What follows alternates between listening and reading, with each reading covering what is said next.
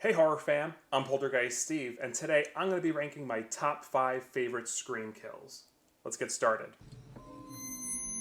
They're here. So to preface my ranking, I am actually going to take Casey Becker out of the mix. I think, for me, it kind of goes without saying, the opening to Scream 1996 is top tier. So I'm going to take that out of my ranking because I think that is the kill that started it all. It is probably one of the best horror scenes, hands down, in any film. Don't at me.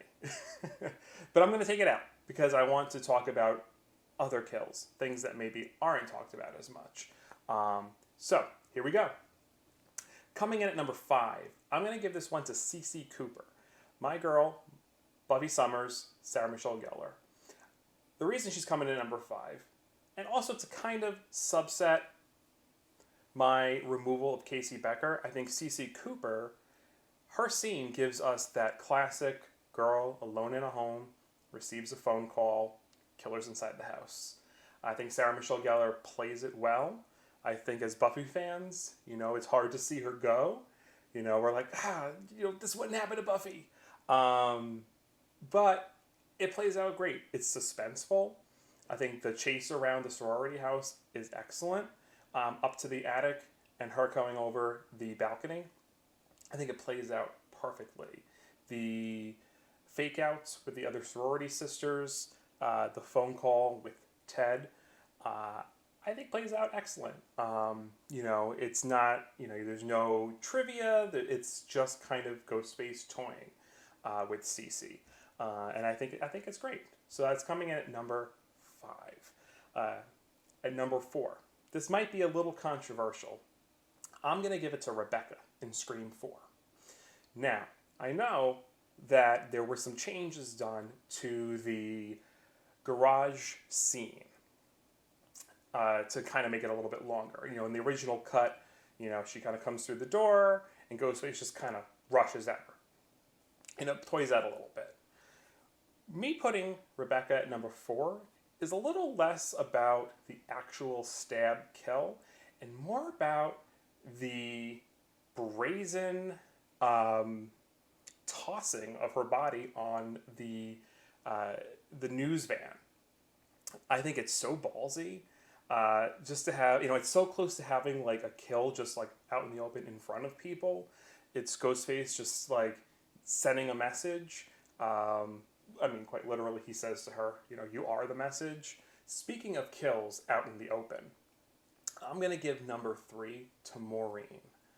That opening kill, even though it's devoid of any Ghostface phone calls, is so heartbreaking and so meta, in terms of, it playing out during the stab version of Scream 1's opening. Is really cool. So we kind of get a phone call then, I guess, for the stab version of Casey and Ghostface. But, having that double kill played out. But I think just the way that Giada plays it is really heartbreaking too.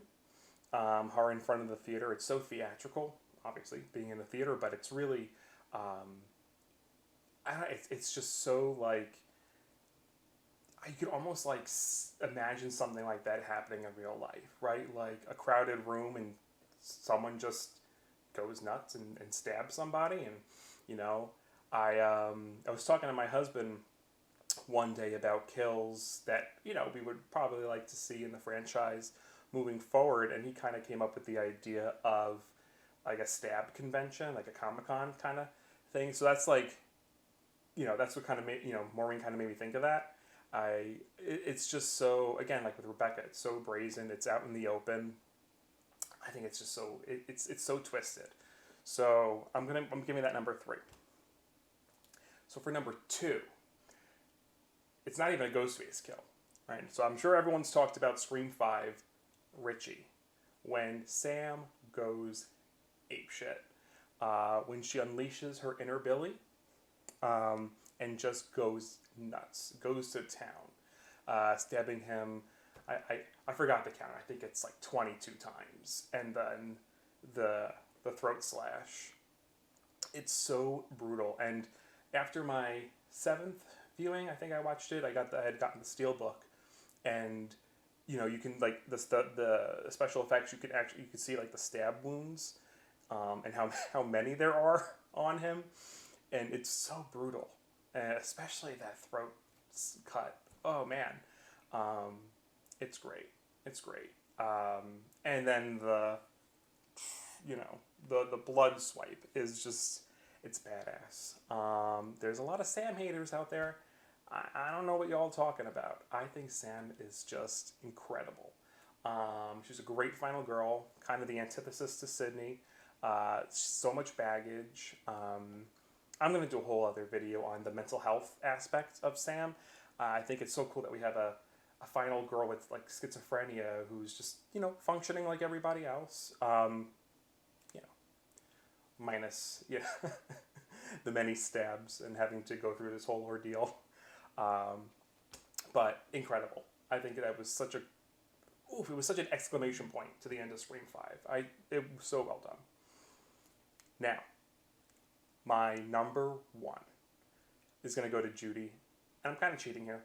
Judy Hicks and Wes Hicks, because I think that scene is probably, again, outside of Casey Becker, probably one of my favorite Scream scenes in all 5 movies. I think the phone call between Judy and Ghostface is fun. Between the the playful Judy and the animated films and musicals, and I'm a fan of horror movies and knives. Like the back and forth is so great, and then the fake out when he just sneaks out and stabs her in broad daylight. On the front lawn, with one of the most incredible shots in this franchise as well. The contrast between the black robe, the White House, the American flag. It just looks stunning. And then flip, we get the 1-2 punch with Wes, with like some of the best gore, with the knife through the throat, which I know is like a combo between practical and VFX cleanup. Incredible. So those are my top 5 kills in the Scream franchise. I want to hear what yours are. You can follow me on Twitter at PoltergeistSteve, and check around for more videos. I'll see you guys soon.